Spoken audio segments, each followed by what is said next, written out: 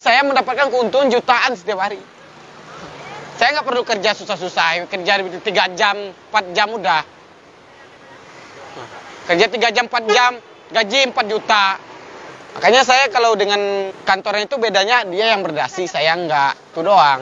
Saya yang bikin kerjaan sendiri. Kalau saya capek, saya tinggal istirahat. Saya mau tidur sehariannya juga nggak ada yang marah. Saya telat buka nggak ada yang marah. Saya punya duit mau apa saya apain juga nggak ada yang ngerep. Mau saya nikmati, mau saya bagi-bagi, ya itu hak saya. Mengambil risiko ini tantangannya dua, antara berhasil atau tidak. Saya berani mengambil risiko.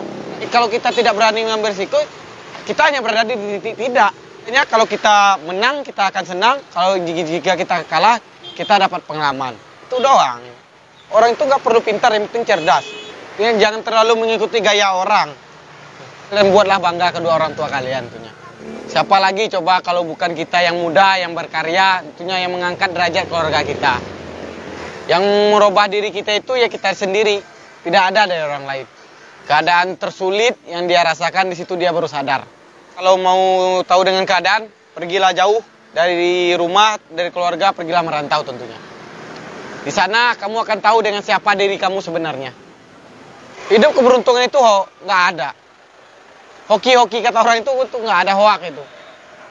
Hidup ini tergantung kerja keras kita, tergantung kemauan kita. Sesuatu yang kita mau kita kerjain, kita usahain, cepat atau lambat akan memenuhi hasil tentunya. Bukannya bekerja namanya. Ini bukan kerja. Kalau bekerja sama kerja beda, Bang. Dipekerjakan sama kerja sendiri, lebih enak kerja sendiri kita, Bang. Kalau dipekerjakan orang yang ngatur kita. Tapi kalau kerja kita yang ngatur. Iya kan sama-sama kerja juga. Beda jauh dong bedanya. Mau dikenalin dulu ya sebelah abang itu siapa namanya itu, Bang? Mana? Perkenalkan nama kamu siapa? Itu siapa itu, Bang? Perkenalkan nama kamu siapa? Nama saya Aceng, Bang. Cek. Namanya Aceng, Bang. Itu saudara apa gimana? Teman saya ini. Teman. Ya. Teman susah apa teman? Teman dari susah sampai senang sekarang. Kan ya? Sangat menggiurkan, bukan menggiurkan, sangat menggiurkan. Kan ya. Itu kok bumbunya encer kayak gitu, Bang. Apa air semua gitu, Bang? Oh iya, kalau nggak pakai air nggak bisa digiling, dia bukan bumbu namanya. Jangan terlalu encer lah, Bang. Ya, kalau mau untung besar harus sedikit encer. Jadi kalau bisnis ini sebenarnya bisnis ini gampang. Kalau mau untung besar ya gini. Nih, kalau mau untung besar nih buat kalian nih. Tapi kalau dikasih air, uangnya berkah apa enggak, Bang? Ya berkah, kan air. Lain kita kasih narkoba. Kalau air doang nggak apa-apa ya, Bang? Lain nggak apa-apa, asalkan jangan Air kencing baru nggak boleh. ya air bersih. Biasanya kalau untuk sehari itu habis berapa ember sama uang air itu, Bang? Kalau airnya 2 ember. 2 ember itu? Ya, sehari 2 ember. Kalau lebaran sampai 5 ember. 5 ember. Air seember itu bisa jadi berapa tuh, Bang?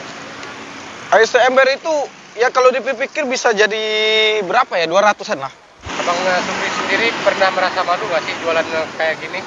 Kalau saya dagang kayak gini ogah banget saya, Bang. Oh. Ya, malu saya. Saya malah senang. Senang lah. Karena saya punya usaha. Senang jadi orang susah apa gimana? Kalau jadi orang susah, saya ya nggak senang. Tapi yang senang itu gini loh ya. Yang senang ini kita nggak nyusahin orang tua, kita nggak membebanin orang. Yang kita buka usaha sendiri, mau dapat untung atau hasilnya ya kita yang tanggung sendiri. Mau rugi pun kita nanggung risiko sendiri. Intinya kita tidak membebani orang lain. Gini ya, kalau kita tidak bisa membantu orang tua, setidaknya kita jangan jadi beban lah di keluarga itu. Susah-susahnya jualan nggak dapat untung pun kalau jangan kasih tahu ke orang tua. Tapi kalau senangnya nikmatnya baru bagi-bagi. Mikirnya gini, Bang, karena dulu ibaratnya kita pernah susah. Jadi kalau kita udah senang, udah banyak duit, emang kita nikmatin dengan yang hal-hal yang tidak baik kan enggak? Kan ada hal-hal yang pantas. Karena orang tua saya pernah bilang, menikmati boleh, tapi yang bermanfaat. Kalau tidak bermanfaat buat apa? Yang bermanfaat itu contohnya kayak gimana, Bang? Yang bermanfaat itu ya sepertinya ya sedang-sedang saja misalnya. Melihat aja boleh, tapi jangan jadi dipikirin. Kalau dipikirin kita akan terpengaruh. Paham? Jadi kita kalau makanya anak-anak muda yang menjalani hal-hal seperti itu dia karena dipikirin. Kalau kita nggak pikirin, nggak bakalan. Tapi kalau dilihat aja nggak apa-apa, Bang. Dilihat nggak apa-apa. Kalau dipegang dikit boleh nggak? Ya pegang dikit bayar. Pegang dikit bayar. Jakarta kan saya bilang nggak ada yang gratis. Saya istighfar aja. Istighfar. Sholat intinya jangan lupa sholat. Jangan lupa sama Allah aja. Ingat aja Allah. Jadi ingat yang kita lakuin itu baik atau enggak. Sekarang saya mikirnya gini aja, semenjak saya umur mulai 20 saya berpikir lebih positif. Hal-hal yang baik harus dilakukan, yang buruk dibuang. Ya orang mungkin kalau orang bilang nih dagang ini dagang sepele sih. Banyak ya orang-orang dari mana ya orang. Itu kalau teman abang tuh orang mana ya? Dia tanya kamu orang mana? Jawa. Orang Jawa dia. Ya. Abang bisa ketemu sama dia buat ceritanya sih. Dulu kerja sama bos bareng, satu bos. Satu bos, kita susah-susah senang sama. Dulu dia kerja sama bos, satu bos sama saya. Selapis seperti tiduran. Berangkat bareng, kerja bareng. Dia yang minggat duluan. Terus kenapa abang udah dagang sendiri, kenapa dia belum dagang sendiri? Ya kalau itu berproses, ibaratnya balik lagi ke jalan yang diberikan Allah itu. Saya ibaratnya dari tahun ke tahun tekad saya nggak pernah kendor. Kalau dia sering pulang kampung nih, tanya aja sama dia sering pulang kampung. Kalau saya sejak berangkat saya nggak pernah pulang kampung, jadi duitnya saya simpan buat modal, karena saya punya tekad dalam tahun-tahun ke depan saya harus memiliki usaha. Itu kalau saya itu. Tidak baik di dalam menjalankan usaha, bisa jadi berpengaruh dalam usaha kita. Karena saya tidak mau usaha saya bangkrut lagi, saya tidak mau jatuh lagi, saya menjalankan usaha aja dengan jalan hidup yang benar. Tidak semua yang kita tabur akan kita panen, tapi kita tidak akan pernah panen kalau kita tidak pernah menabur. Begitu juga dengan berusaha. Kita tidak akan pernah berhasil kalau kita tidak mau berusaha. Nah, itu prinsip yang saya terapkan di dalam diri saya. Mau tahu lebih dalam lagi tentang ide usaha bumbu giling ini, cek aja di channelnya saya sendiri, ada itu. Channel namanya Sukri Project. Jadi di situ lengkap, Bang. Lengkap tuh. Lengkap dari mulai awal, dari mulai proses, mulai racikan, sampai cara jualan, cara untung, cara penggilingan lengkap. Nah, proses dari mulai awal saya mulai, modal awal. Di situ ada tersedia. Belajarlah dari sana. Kalau ketemu langsung saya nggak bisa, saya sibuk. Saya sibuk soalnya, saya sibuk melancarkan ide usaha saya ini. Jadi di sana saya tidak terlalu fokus di YouTube. Jadi saya lebih fokus menjalankan usaha saya ini. Karena usaha ini sangat menjanjikan sekali kan. Musim-musim apapun nggak berpengaruh gitu.